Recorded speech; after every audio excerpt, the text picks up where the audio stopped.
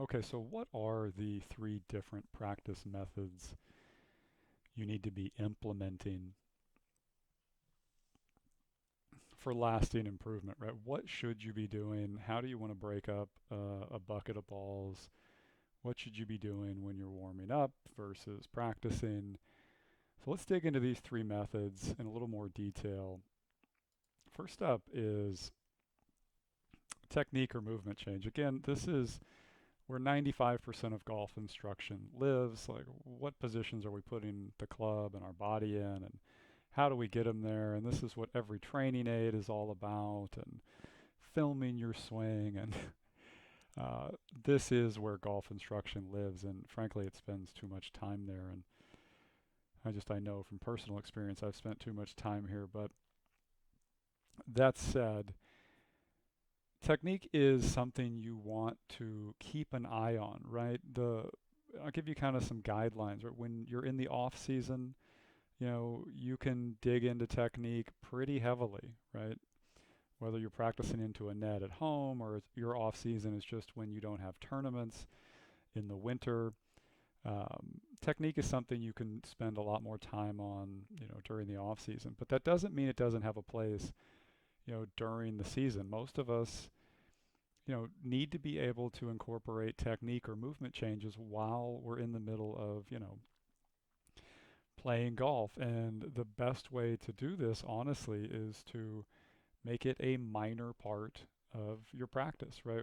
You can work on your technique, right? You can work on your movements, but if you're on the range and let's say you're going to hit 50 balls, 10 to 15 of those balls is about all you want to do for drill work or video work or any feedback related technique work that your coach has prescribed to you, right? Most of what you should be doing during the season is going to live in these other practice modes, right? And let's talk about the next one. So the next one's going to be skill, right? Your ability to produce good outcomes and adjust within your technique at any given moment, right, is your skill, right? What are the ways that you can practice skill? Um, what are the skills, right, that you should be practicing with golf, right? There are some really basic ones, like where does your club hit the ground, right? You can stick a tee in the ground and note where your divot started, right? That is a simple ground contact skill, right? There's another skill called face contact. Where is your ball hitting the face? You can simply spray your face with some foot powder and take note of where you're hitting the ball on the face. Other more complex skills involve face angle, path angle, trajectory, all of the things, ball flight related, right? Where's your face pointed? Where's your path pointed? These are skill based things.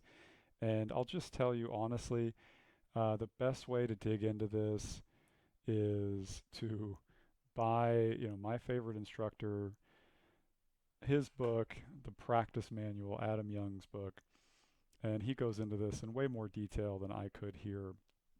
Um, there's an infinite number of ways to work on this, but skill, again, is your ability to adjust and produce good outcomes with a technique. Most of your practice, the bulk of your practice every session, and this is more or less what all of your warm ups are going to be, right?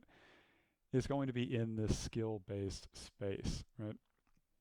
You're going to be adjusting based on what you have and paying really close attention to the impact variables you create.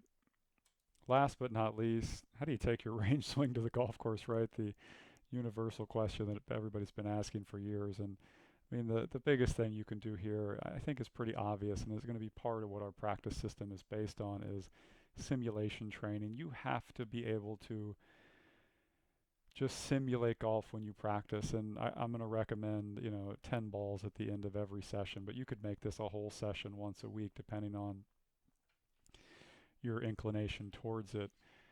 Switch clubs, switch targets, full routine, every shot, right? This is what simulation training is. And chances are your golf game includes none of it now, at least not in that kind of dosage. So we'll do more of that, and I'll dig into more of that a little bit later. But those are the three different ways you can practice. You've got movement training, you've got skill training, and you've got simulation training. And depending on where you are in your season, the basic method is a little bit of simulation training, a little bit of technique training, and a lot of skill work, right?